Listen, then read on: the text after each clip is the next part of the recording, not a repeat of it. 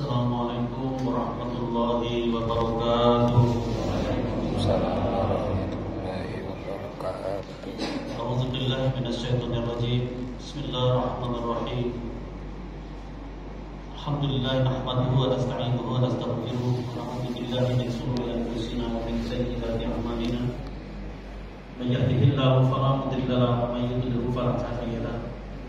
Asyhadu an la ilaha illallah wahdahu la syarika lahu wa asyhadu anna Muhammadan abduhu wa rasuluhu la nabiyya ba'dahu. Allahumma shalli wa sallim wa barik ala nabiyyina Muhammadin wa ala alihi wa sahbihi ajma'in wa ba'du. Qala Allah ta'ala fi kitabihil karim, ya ayyuhalladzina amanu taqullaha haqqa tuqatih wa la tamutunna illa wa antum muslimun. Hai orang-orang yang beriman, bertakwalah kamu dengan sebenar-benar takwa, dan janganlah kamu mati kecuali dalam keadaan Islam yang kafah. Ya ayyuhan nasu taqu rabbakum alladzi khalaqakum min nafsin wahidah wa khalaqa minha zawjaha wa bassa minhuma rijalan katsiran wa nisaa. Taqullaha alladzi tasaaluna bihi wal arham innallaha kana 'alaykum raqiba. Ya ayyuhalladzina amanu taqullaha wa qulu qawlan sadida yuslih lakum a'malakum wa yaghfir lakum dhunubakum wa may yuti'illaha wa rasulahu faqad faza fawzan 'azima. Ya ayyuhalladzina amanu kutiba 'alaikumus syiyamu kama kutiba 'alal ladzina min qablikum la'allakum tattaqun. Wa qala sallallahu alaihi wasallam taraktu fikum amrayni wa in tamassaktum bihima lam tudriku al-abada kitaballahi wa sunnata rasulillah. Wa qala sallallahu alaihi wasallam man shoma ramadhana iman wa ihtisaba ghufira lahu ma taqaddama min dhanbi. Shadaqallahu azim wa shadaqa rasulul karim. Semoga Allah senantiasa memberikan taufik dan hidayah kepada kita semua. Saya hormati seluruh jamaah subuh, kaum muslimin wal muslimat rahimakumullah. Bila syukur subuh kali ini kita dipertemukan kembali oleh Allah Subhanahu wa taala. Semoga setiap silaturahim dan majelis yang kita laksanakan dan selalu dan senantiasa dapat meningkatkan keimanan dan ketakwaan kita kepada Allah Subhanahu wa taala. Salawat dan salam semoga selalu tercurah dan terlimpahkan kepada Nabi Rasulullah Muhammad sallallahu alaihi wasallam, berikut kepada seluruh keluarga dan para sahabat-sahabatnya serta para pengikutnya di yaumul qiyamah. Saudaraku yang dirahmati Allah, jadwal aku ini sebenarnya subuh kemarin sudah pada tumpuran jadwal pengajian subuh juga di Masjid Muhammadiyah Kampung Kauman, meminta geser dikit hari ini. Judulnya tadi itu nih judul meraih kemenangan di bulan Ramadan. Kalau kita melihat hadis Rasulullah, ada satu hadis yang seharusnya patut dan harus kita waspadai. Rasulullah SAW pernah bersabda, "Min shaimin khairul jaza ila al-jum'ah al-ras." Kata Rasulullah, banyak orang yang puasa ini tidak dapat apa-apa khairul jaza, tidak dapat balasan apa-apa kecuali cuma lapar dan puasa. Ini harus kita sikapi dan kita renungi agar kita tidak termasuk orang yang cuma lapar dan puasa. Dalam hadis yang lain disebutkan wa Nabi Hurairah radhiyallahu anhu qala Rasulullah sallallahu alaihi wasallam Allah Ta'ala, ini hadis kursi. Rasul bersabda, tapi Rasul menyebut kalau Allah Ta'ala, artinya ini hadis kursi. Allah Subhanahu Wa Ta'ala berfirman kepada Rasulullah, kullu amali bani Adam lahu illa siyam, fa innahu li wa ana ajri bihi. Kata Allah Subhanahu Wa Ta'ala dalam firman-Nya, setiap amal anak Adam adalah baginya kecuali puasa. Sesungguhnya puasa itu untuk fa'innahu li wa ana ajzi bi, dan akulah yang akan membalas pahala puasa. Wasiyamu junnah, puasa itu adalah perisai. Perisai ini artinya tameng, penghalang. Wa idza kana yaumus shaum akhadikum, barang siapa yang berpuasa seantara kalian berpuasa, fala yarfus wala yasqaf, maka janganlah kalian berkata kotor ataupun bertengkar. fa in sabbahu ahadun aw qatala falyakul inni shahid. Kalau ada di antara uang yang memancing atau mengajak kalian untuk berbalah bantah ataupun berkelahi, maka fayakul, katakan inni shahid, saya adalah sedang berpuasa. Saking kita menjauhi daripada balah bantah dan berkata-kata yang tidak baik pada bulan puasa. Walladzi nafsu Muhammadin biyadihi la khulufu fami as-saimi yatibu 'indallahi min rihil miski. Demi zat yang jiwa Muhammad ada di tangannya, sesungguhnya bau mulut orang yang berpuasa itu bagaikan baunya minyak wangi, minyak kasturi. Kemudian Rasulullah SAW melanjutkan, lasai min farhatani, bagi orang yang puasa itu ada kebahagiaan. Taqrafuhuma idza abtara fariha bi fitri wa idza laqiya rabbahu fariha bi shaumihi. Yang pertama, kebahagiaan itu adalah saat dia berbuka puasa, dan yang kedua saat dia berjumpa dengan Allah SWT. Di hadis ini Allah sudah menjelaskan tentang beberapa kemenangan yang akan diraih orang yang berpuasa. Pertama, diberikan perisai kepadanya. Perisai ini disebutkan dalam penjelasan hadisnya. Perisai yang dimaksud ini adalah perisai pada hari kiamat, adalah tameng dari api neraka, sehingga panas api neraka pun tidak akan dapat menyentuh tubuhnya karena puasa. Kemudian balasan orang yang puasa khusus langsung dari Allah. Langsung dari Allah Subhanahu wa taala balasan orang berpuasa, karena orang yang berpuasa itu langsung hubungannya dengan Allah Azza dan Allah yang membalasnya. Ibadah yang lain itu kata Allah adalah untuknya sendiri, tetapi puasa ini untuk Allah. Oleh sebab itu aku yang akan membalas. Sehingga Allah siapkan satu pintu surga khusus orang yang berpuasa, disebut dengan babur rayyan. Pintu khusus yang hanya dimasuki oleh ahlus siyam, ahlus shaim. Ahlus shaim itu adalah orang yang sepanjang hidupnya senantiasa menjaga puasa. Tetapi ada syaratnya. Yang mendapatkan kemenangan ini ada syaratnya, bukan sekedar menahan diri dari makan dan minum saja. Tapi syaratnya itu disebutkan dalam hadis ini, fala yarfus wala yasqaf. Mereka yang menjaga lisannya dari perkataan yang sia-sia, dan mereka yang menjaga hatinya dari bala bantah, saling membenci. Ini yang agak sulit itu. Nahan makan pacar, nahan minum pacar. Nah, yang siko ini, nahan mulut ini, nahan lisan ini, nahan perkataan ini kadang-kadang tidak terjaga di bulan Ramadan ini.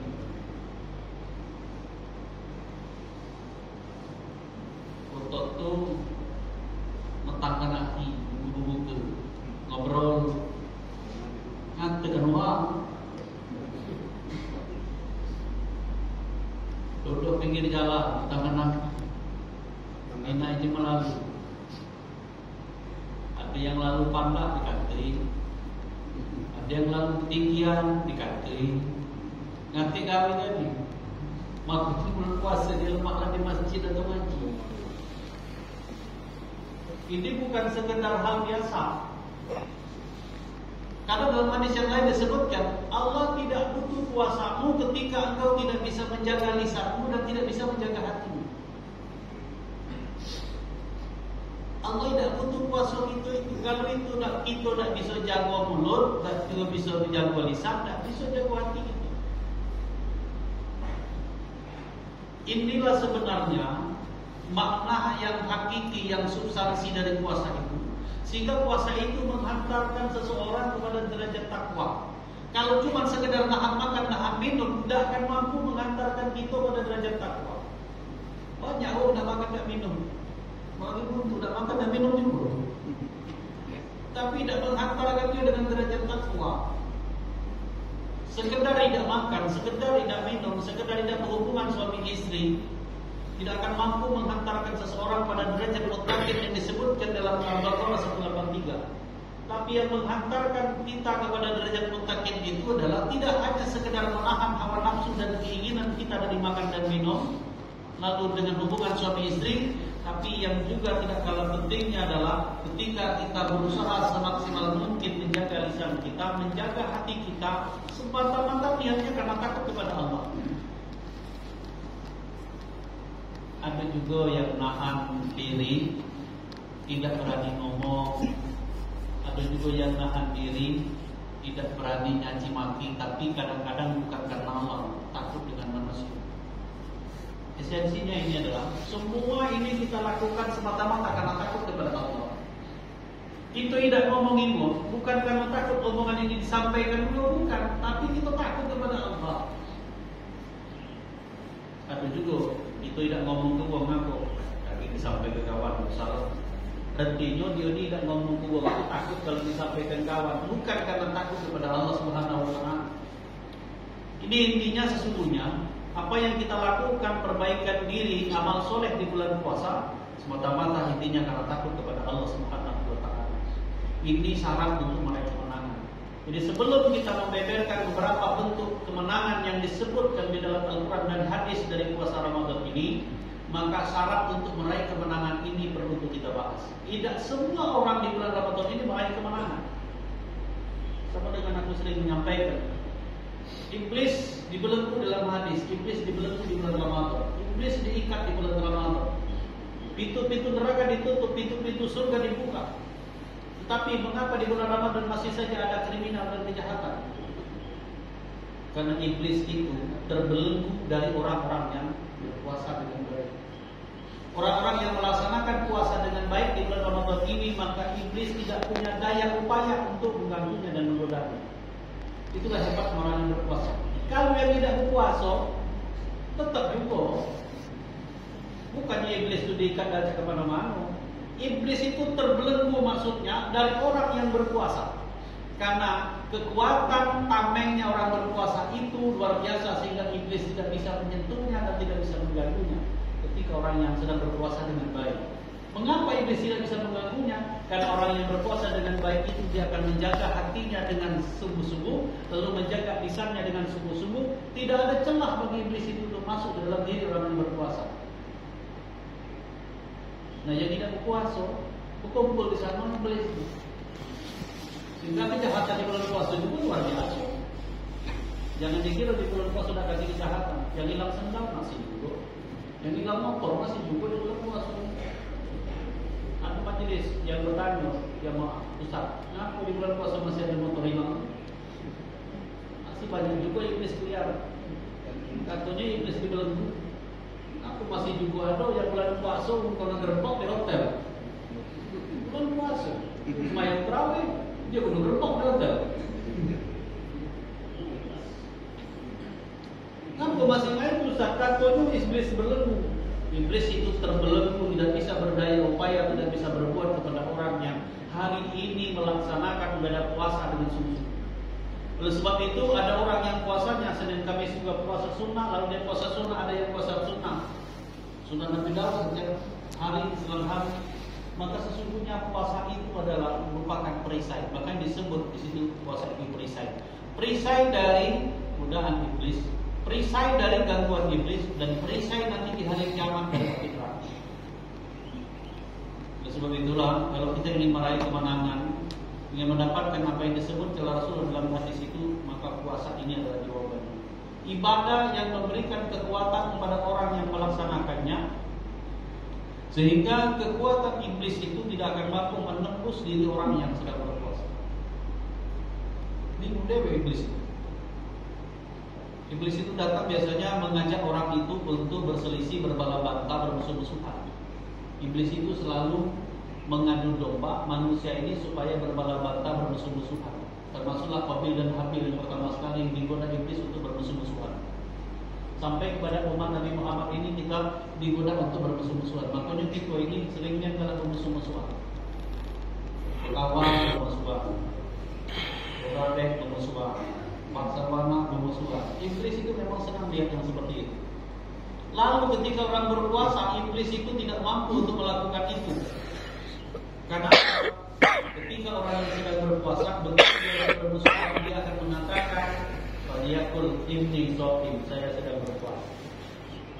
kuatnya orang berpuasa itu dalam menjaga dirinya dari segala keburukan.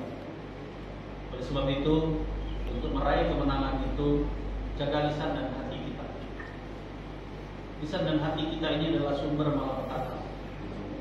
Ada orang yang lisannya terjaga, tapi hatinya tidak terjaga, sehingga senantiasa berburuk sangka dengan orang lain. Ada orang yang lisannya terjaga, tapi hatinya tidak terjaga, sehingga hatinya senantiasa iri, hasad, dan dengki kepada orang lain.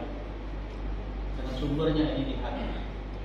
Wajar Rasulullah mengingatkan dalam hadisnya, "Alla inna fil jasadi mudghatan," kata Rasulullah. Di dalam diri seseorang itu ada segumpal darah. Iza suluhat jasadu kulluhu, kalau segumpal darah itu baik, maka baik pula seluruh anggota tubuhnya. Iza fasadat jasadu kulluhu, kalau rusak segumpal darah itu, kata Rasul, maka rusak semua tubuhnya. Ala wahiyat qalbun, segumpal darah itu adalah hati.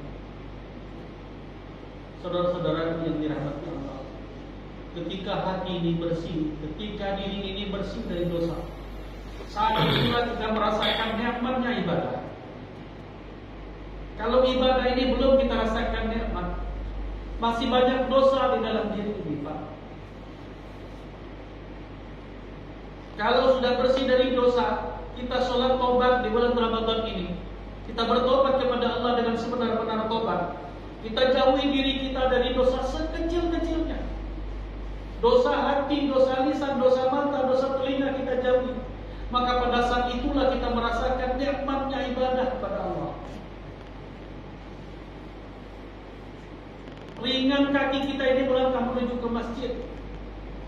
Mengapa sebagian saudara-saudara kita berat kakinya untuk melangkah menuju masjid, walaupun kadang masjid itu dekat dengan rumah? Karena hati ini, inilah yang disabdakan Rasulullah, seluruhnya tergantung dengan hati.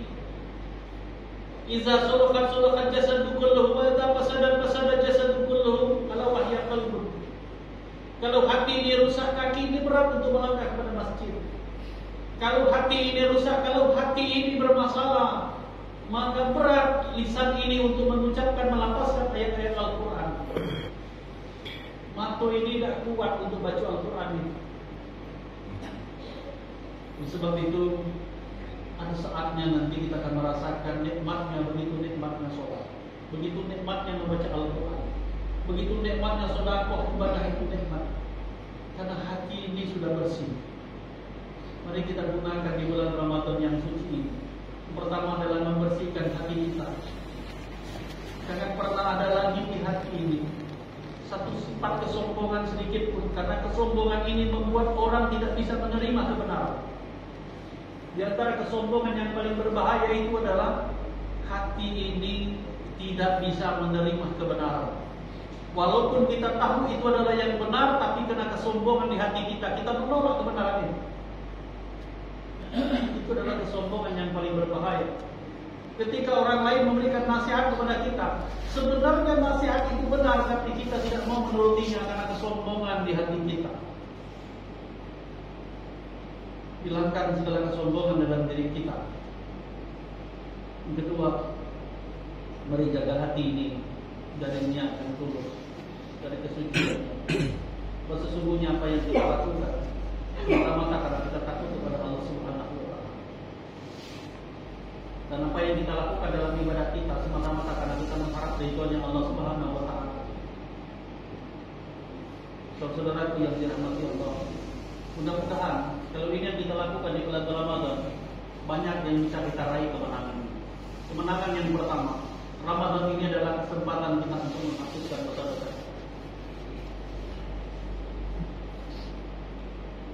Rasulullah menyebutkan dalam hadisnya beberapa amalan Ramadan yang meraih kemenangan. Yang pertama, amalan puasa. Man shoma Ramadhana imanan wa ihtisaban ghufira lahu ma taqaddama min dhanbihi. Siapa yang berpuasa di bulan Ramadan dengan dasar iman dan penuh hanya mengharap ridho Allah Subhanahu wa Ta'ala, maka diampuni dosa-dosanya yang telah lalu. Ini jaminan yang luar biasa. Begitu banyak dosa-dosa kita yang telah berlalu. Dosa-dosa yang baik kita sadari maupun yang tidak kita sadari. Belum tentu selama ini doa kita bisa diampuni oleh Allah. Tapi di bulan Ramadan ini dijanjikan barang siapa yang puasanya dengan sungguh-sungguh, dengan menjaga yang tadi maka jaminannya adalah diampuni semua dosa-dosa. Tapi bukan cuma sekedar makan dan minum saja, menahan makan dan minum saja. Oleh sebab itu, mari kita sempurnakan puasa kita. Puasa yang tidak hanya menjaga makan dan minum, tapi puasa yang menjaga hati kita, menjaga lisan kita, menjaga telinga dan mata kita. Ketika ini semuanya terjaga dan puasa kita sempurna, maka jaminan ampunan dosa-dosa kita akan dijamin oleh Allah Subhanahu wa taala. Lalu kita sholat malam, di malam hari sholat tarawih. Hadis yang hampir sama bunyinya makannya, man qama Ramadan iman wa ihtisaban ghufira lahu ma taqaddama min dhanbi. Lalu pada malam harinya ketika seseorang melaksanakan sholat tarawih di malam harinya yang berhak dari Allah, maka sholat malamnya pun akan menghapuskan dosa-dosa. Oleh sebab itu puasa ini, laksanakan puasa itu ini, jangan baik sebagian. Ada yang puasa baik, tidak tarawehan. Ada pula yang lebih parah lagi, tarawehan ke puasa.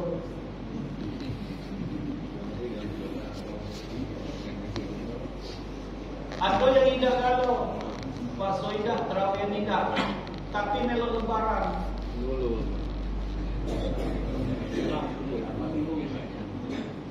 Marah-marah pula pas lebaran tak sama, puasa tidak. Mau goceng mana-mana, kalau di salah kalau lebaran tidak bareng, itu puasa tidak. Ada yang puasa tak terakhir. Ini rangkaian ibadah puasa di bulan Ramadan, jangan sampai separuh-separuh. Atur rangkaian. Dari awal mulai makan sahur, menyiapkan sahur. Lalu kita berpuasa di siang harinya, berbuka puasa, kemudian sholat berjamaah di masjid, kemudian membaca Al-Quran. Ini rangkaian dalam ibadah puasa Ramadan. Memperbanyak sedekah di bulan Ramadan, sholat tarawih di bulan Ramadan. Lengkap sepaket ini dengan menjaga hati, menjaga lisan, menjaga mata. Inilah baru dia akan mendapatkan kemenangan Ramadan. Jadi mendapatkan kemenangan itu yang tidak separuh-separuh, yang memang seluruhnya dijalani dengan baik. Begitu kita begitu berbuka puasa, yang ada di pikiran kita ini adalah mempersiapkan diri untuk sholat tarawih. Jangan jadi beban sholat tarawih. Kita berangkat ke masjid sholat tarawih. Yang tidak dapat ke masjid dengan halangan maka boleh sholat tarawihnya di rumah. Tapi yang tidak ada halangan maka sholat tarawih itu serangkaian dengan sholat isya berjamaah di masjid. Kalau ibu-ibu betulan tidak ada makromnya yang bisa ngawani ke masjid, silakan untuk di rumah. Apalagi kalau rumahnya jauh dari masjid. Tapi kalau ada makromnya, aku tidak ke masjid. Ada makromnya yang mengawani, apalagi rumahnya dekat masjid, silakan ke masjid. Karena banyak fadilah ini didapatkan di bulan Ramadan kalau berjamaah. Inilah rangkaian yang kita dapatkan. Yang pertama, ampunan dari Allah Subhanahu wa taala. Mendapatkan ampunan dari Allah ini adalah hal yang paling utama dalam hidup kita ini. Sebanyak apapun ibadah yang kita lakukan, kalau dosa kita tidak diampuni oleh Allah, neraka itulah tempat kita. Uji kita akulah bangun masjid, akulah sembahyang terus, akulah baca Quran terus, tapi dosa kita tidak diampuni oleh Allah, maka pasti tempat kita di neraka. Oleh sebab itu yang pertama, ampunan dari Allah. Sebesar apapun dosa yang kita lakukan pada masa lalu kita, kalau itu diampuni oleh Allah Subhanahu wa taala, maka tempatnya adalah di surga. Karena surga itu adalah tempatnya orang-orang yang sudah mendapatkan pengampunan dari Allah Subhanahu wa taala. Sebab itu kita mengejar ini, paket yang paling berharga di bulan Ramadan adalah ampunan dari Allah Subhanahu wa taala. Kita perbanyak salat taubat kita perbanyak beristighfar di bulan Ramadan. Karena sesungguhnya orang-orang yang bertobat dan minta ampun kepada Allah di bulan Ramadan ini punya fasilitas yang paling utama, mendapatkan ampunan dari Allah Subhanahu wa taala. Allah Subhanahu wa taala juga menyebutkan dalam Rasulullah SAW menyebutkan juga dalam hadisnya bahwa puasa ini juga adalah merupakan syafaat yang akan memberikan pertolongan kita nanti di yaumil qiyamah. Qala sallallahu alaihi wasallam, "As-siyam wal Qur'anu yasfa'ani lil 'abdi yaumil qiyamah." Ada dua yang akan menunjuk syafaat kita di hari kiamat, yaitu puasa dan Al-Qur'an. As-siyam wal Qur'an yasfa'ani lil 'abdi yaumil qiyamah. Yaqulu siyam, pada hari kiamat puasa itu berkata kepada Allah, "Ayyu Rabbi, ay Tuhanku, mana'tu ta'amu wa syahawati bin nahar." Orang ini telah menahan makan dan syahwatnya pada siang hari. Fasyafi'ni fihi, maka unjuklah dia ini syafaat ya Allah. Izinkan aku untuk memberi dia syafaat, kata puasa. Wa yaqulul Qur'an, lalu berkata pula Al-Qur'an, "Mana'tuhu nauma bil lail." Orang ini telah menahan kantuk dan tidurnya karena membaca ayat-ayat-Mu ya Allah. Fasyafi'ni fihi, maka izinkan aku ya Allah untuk memberikan syafaat kepadanya, kata Allah. Qala Allah Ta'ala, lalu Allah berfirman, "Fa yusaffa'ani," maka berilah syafaat kepada mereka. Kalian berdua izinkan untuk memberikan syafaat kepadanya. Puasa memberikan syafaat, lalu Al-Quran memberikan syafaat kepada orang yang melaksanakan puasa dan membaca Al-Quran di bulan Ramadan. Sebab itulah mari kita isi waktu senggang kita untuk membaca Al-Quran. Bahkan seharusnya kita memang menyiapkan waktu tersendiri dalam sehari untuk membaca Al-Quran. Ada yang menyiapkan waktu untuk membaca Al-Quran 3 jam sehari. Ada yang menyiapkan waktu untuk membaca Al-Quran 2 jam sehari. Ada yang 1 jam sehari. Ada yang setengah jam sehari. Ada yang semenit sehari. Kalau mungkin dulu semenit sehari 24 jam. Kalau para tahfiz menghafal Quran itu Pak, kalau para tahfiz menghafal Quran itu sehari itu minimal 3 jam dia membaca Al-Quran. Karena aku nyaksikan anak dia itu setiap hari minimal 3 jam baca Al-Quran. Kalau sudah waktunya dia baca Al-Quran, segalanya ditinggalkan. Dan dia berpikir wajar mereka bisa menghafal Al-Quran, karena mereka memang menyiapkan waktu untuk membaca Al-Quran. Wajar mereka ini di hari kiamat mendapatkan syafaat. Kadang-kadang ada penyesalan dewek dalam diri. Ngapo dulu dari muda dulu kita sudah menyiapkan waktu 3 jam minimal membaca Al-Quran. Mungkin Al-Quran itu meresap dalam diri. Tapi dulu kadang sehari kita tak baca Al-Quran kecuali baca Al-Fatihah waktu sholat itu saja. Karena kita tidak pernah baca Al-Quran sehari. Jangankan semenit, tidak pernah. Tapi justru kita membaca hal-hal yang lain, itu kita berjam-jam. Misalnya kita malu dengan Allah. Ketika kita membuka Facebook, kita membaca WA, kita buka HP, sehari lebih dari 10 jam. Kalau kita totalkan yang kita buka itu, dan tidak semuanya hal penting yang kita lihat. Yang seharusnya kita malu dengan Allah, yang kita tidak menyiapkan waktu untuk membaca kalam Allah. Padahal setiap hari yang kita berharap rezeki darinya, yang setiap hari kita berharap maunah darinya, yang setiap hari kita berharap pertolongannya, dan yang terpenting nanti ketika ajal ini menjemput, yang kita harapkan adalah pertolongan Allah di dalam kubur kita. Saudaraku yang dirahmati Allah,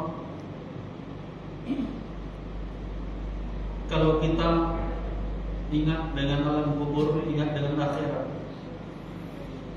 mungkin kita tidak akan pernah lalai. Tapi kadang-kadang memang akhirat dan kubur itu kita lupa. Makanya kata Rasulullah, kalau ada saudaramu yang meninggal dunia, antar dia sampai ke kuburan, untuk mengingatkan kamu bahwa itu adalah tempatmu. Semulia-mulianya kita di muka bumi ini, tempat kita pasti dikubur di belakang. Dan pada saat itu tidak ada satu orang pun yang dapat memberikan pertolongan kepada kita kecuali amal ibadah. Kapan waktunya akan sampai tidak ada permak tidak tahu.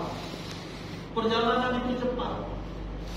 Dari sehat ke sakit, dari sakit ke mati itu kadang-kadang waktunya sangat cepat. Kita baru ketemu beberapa hari yang lalu, saudara kita sehat segar bugar. 2 hari kemudian dia sakit. Lalu kita tidak tahu. Kita merasa dia masih lama, ternyata kita berpisah dengan dia. Oleh sebab itu saudara-saudara, mari kita manfaatkan bulan Ramadan itu untuk meraih kemenangan. Syafaat dari Allah Subhanahu wa taala dari puasa dan bacaan Al-Qur'an kita. Syafaat dari Allah, ampunan dari Allah dengan bulan Ramadan kita. Dengan syarat kita jangan sepelekan bulan Ramadan ini. Jangan dianggap sebuah permainan, tapi sebuah kesempatan emas yang harus kita raih.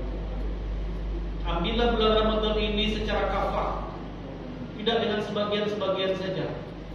Lakukan ibadah dengan sebanyak-banyak di bulan Ramadan ini. Kita isi setiap waktu yang berlalu di bulan Ramadan ini. Dan yang paling penting kita menjaga hati dan lisan kita. Hati ini yang perlu dijaga. Jangan sampai hati ini ada sesuatu yang diharamkan oleh Allah Subhanahu wa taala. Dan ini yang paling sulit dan perlu kita untuk saling mengingatkan. Saudara yang dirahmati Allah, mudah-mudahan kajian singkat subuh hari ini ada manfaatnya untuk kita semua, agar kita lebih bersungguh-sungguh lagi menjaga hati kita, karena Allah pasti mengetahui apa yang ada di hati kita. Jadi kita menjaga mata kita, karena mata ini adalah bisa menjadi sumber malapetaka kita.